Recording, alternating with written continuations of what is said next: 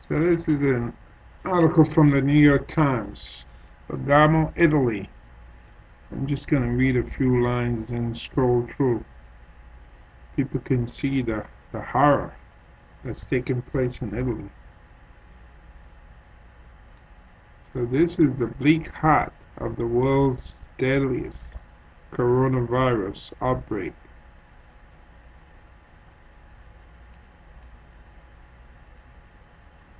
And they show here all these pictures of people who died. There have been 9,134 deaths in Italy, more than China and Spain combined, many times more than the United States.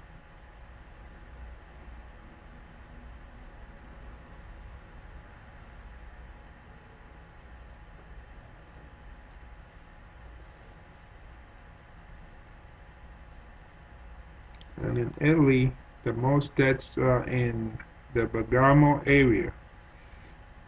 Officially, 1,328 people have died there. The actual toll may be 4 times higher, so many that the local paper is given over to death notices. Wow, nothing but death notices in the local paper. Once known as a quiet and wealthy province, Bergamo is now a place where Red Cross workers go door to door, carrying away the afflicted, like Claudio Travalli.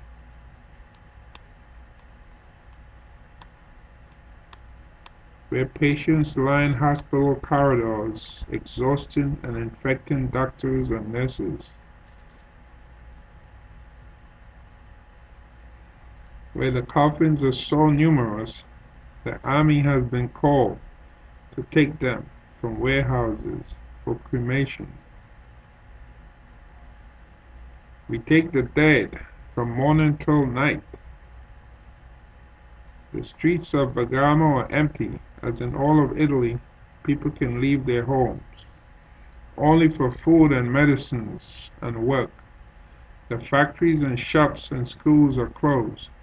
There is no more chatting on the corners or in the coffee bars. But that wouldn't stop. But what wouldn't stop are the sirens. Okay, so I'm going to scroll through.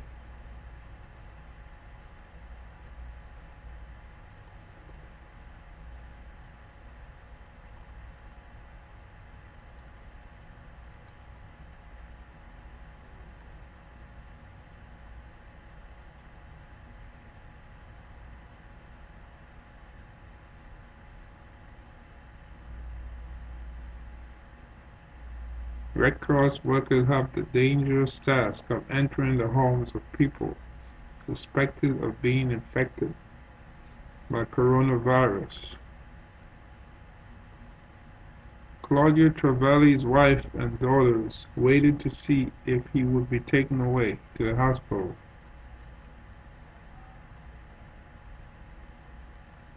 Neighbors, locked down and isolated from each other, can do little more than watch.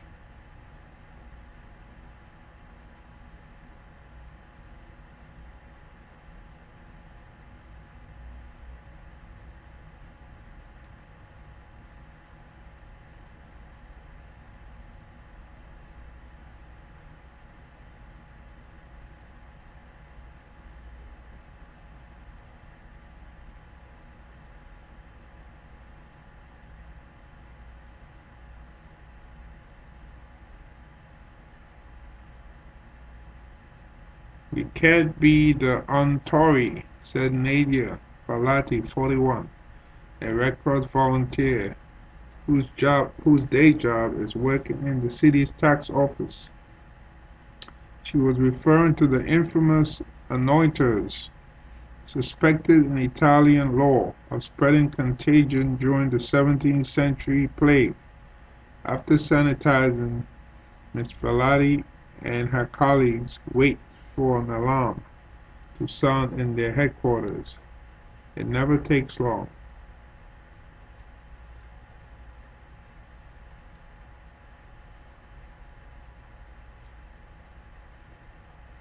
One of the biggest dangers for coronavirus patients is hypoxemia or low blood oxygen. Normal readings are between 95 and 100, and doctors worry when the number dips below 90.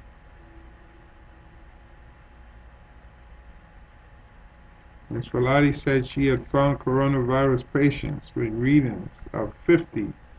Their lips are blue, their fingertips turn violet.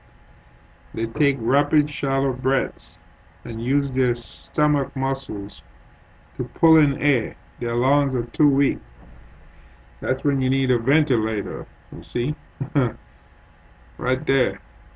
They have to use their stomach muscles to pull in air. Their lungs are too weak. So that's what's in the news here now. Ventilators. When your lungs are too weak, you need a ventilator. The ventilator will take over. And once you can push that air through the lungs, through the blood, then you can circulate the nutrients, the air supply, and give the person a fighting chance to live. But once you cut off, air supply, like these patients here, that means extremities are gonna start dying off, like the fingers, the toes. Blood won't be reaching there with oxygen, and sooner or later the person dies.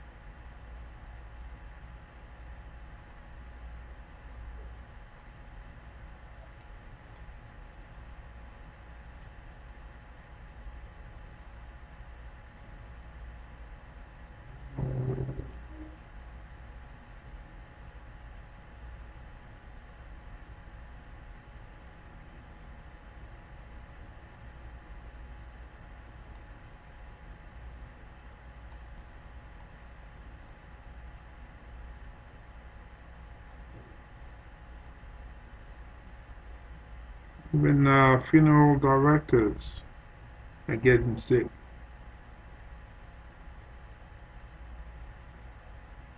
Some in the intensive care.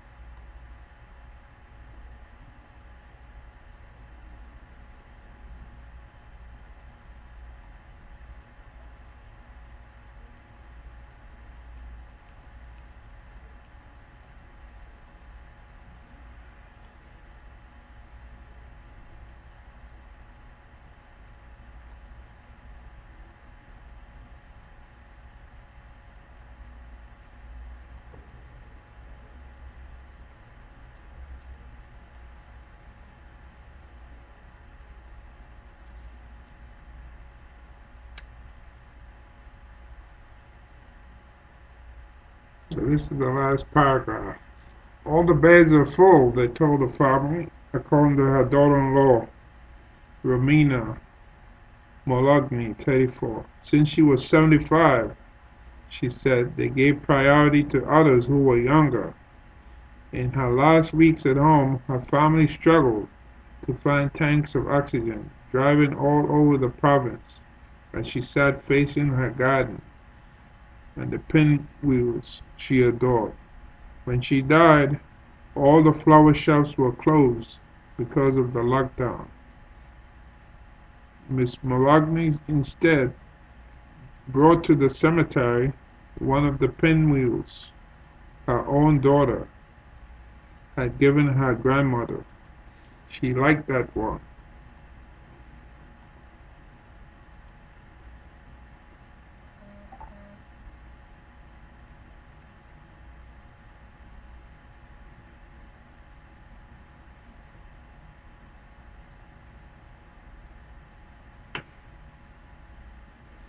This is really a very sad article, very horrific.